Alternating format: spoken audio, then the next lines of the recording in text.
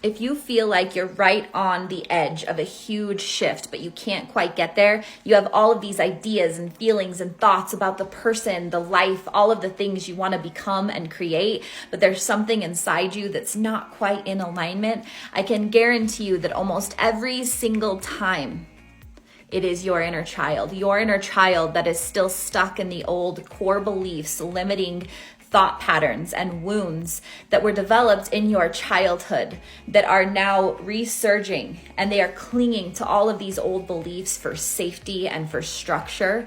And so as your new level of consciousness is moving forward, your inner child is still stuck in the past. And it's through this work of going inward, tuning in and reparenting that inner child, teaching him, her, or them all of the ways about the world that you now believe, what love really is, what wealth really is, what health, success, relationships really are from that healthy, healed perspective. As we reparent that inner child to bring them up to our level, we merge. And as we become merged and in harmony, mind, body, and spirit, that is when we can quantum leap into new paradigms, into new realities, into powerful miracles happening all around us.